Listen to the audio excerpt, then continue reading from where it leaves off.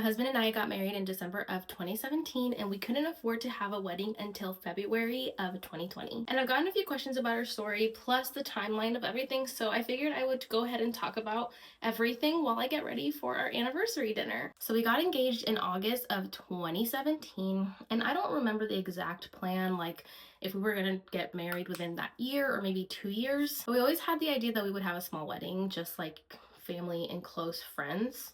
And at that time, my husband was still in college, and so we were just gonna take it day by day, save money, and see when things would happen. We knew we wanted to get married, so we got engaged, but we didn't really know exactly when we would have the wedding because we didn't have the money for a wedding. The plan was really just to save as much as we can, and then when we would have like the means to get married, we would. Both my husband and I's parents didn't have the means to help us out financially with the wedding, so we knew that we had to do it on our own. And honestly, I don't remember every single detail. I just remember that around that time, the semester was ending and he wasn't able to afford his housing anymore in school. I don't know if it was just housing or tuition. Honestly, he just wouldn't be able to go back to school after the holiday break. And so we decided to just think about what our options were. And I knew that if I eventually wanted to, get married and be with him and all that stuff, that either way I would have to move to where he was living at, which was in Lakeland, Florida. It was like an hour away from where I was. I was living in Orlando. So I knew that I already had to get a job and like move my life to Lakeland. So I'm like, if I do that now and I get a job at the school that you're at, you would get free tuition and we could just live together, and that fixes that problem. So I ended up finding a job at the school that he was at, and we decided we were just going to get married because we didn't want to live together unless we were, married. So it just made the most sense for us in that situation. So this way he would be able to finish school without having to pay any tuition.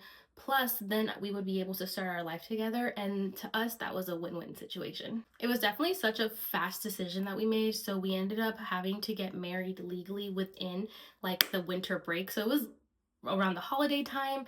It was December 29th, and I remember us like looking for homes, and we were panicking during that break instead of focusing on the holidays. But because no one's moving on the holidays, it was actually kind of easy for us to find a home. We found a small little, I forget what it's called, like a duplex, that was honestly so cheap. And so we got extremely lucky because it was like the perfect timing. We actually found the home that we were able to move into like right after the holidays. I think we were actually able to move into that home between Christmas and New Year's, so it was the perfect timing. My original plan after we got legally married was to hopefully be able to afford a small wedding within that year.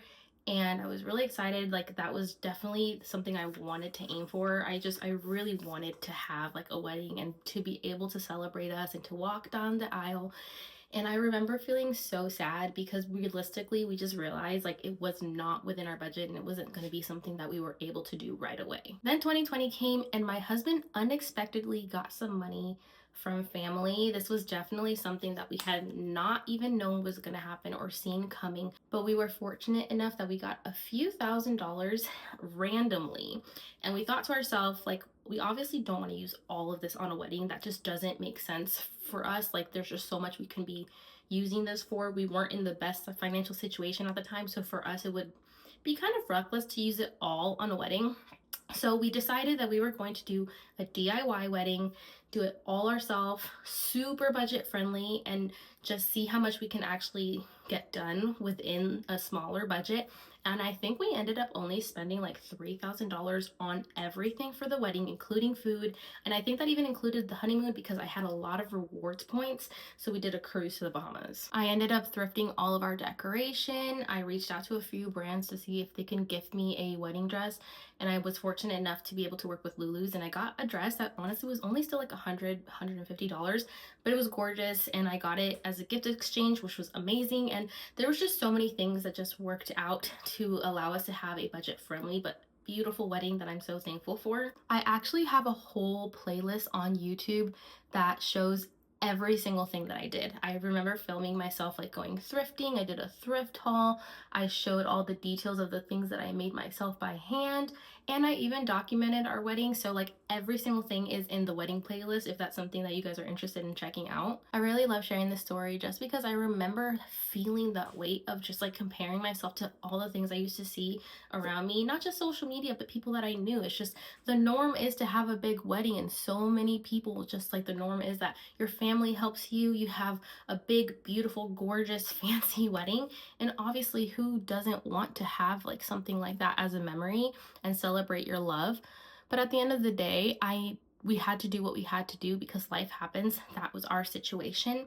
And I wanted to share it, which is why even back then I was sharing this story, because I've always had this heart of like, if I'm feeling this way, I don't want someone else to feel this way. I want them to know that there is different like stories. We all have different situations. We all have different resources. We all have different desires. Some of us may not even want a big wedding. You want to elope, you have something smaller. And you're not alone in that. I remember sharing it back then and having people DM me and telling me, like, I'm so glad that you're sharing this because us too. And I felt so alone. And so I will forever be sharing parts of my life like this because I just want you to know that you are not alone. At the end of the day, there's just so much more to life than money. It's not about how fancy the things are or how much money you spend on your wedding. But at the end of the day, it really is all about like your love and your life. Because if you really think about it, people can spend all the money in the world on a wedding and still end up unhappy in their marriage and could still end up divorced. And I look back and I remember feeling all that sadness back then. But now at 31 years old, I'm just so, so thankful for the husband that I have, for the man that is now my son's dad, and the man I'm so proud to call my husband. Like, money has nothing to do with that. Our life, our story looks so different than so many, and that's okay, because that's really not what matters, and that's not the part that brings joy and fulfillment to my life. Hopefully this can encourage anyone who relates, and just know that we are all on a different timeline with different journeys. You are definitely not alone.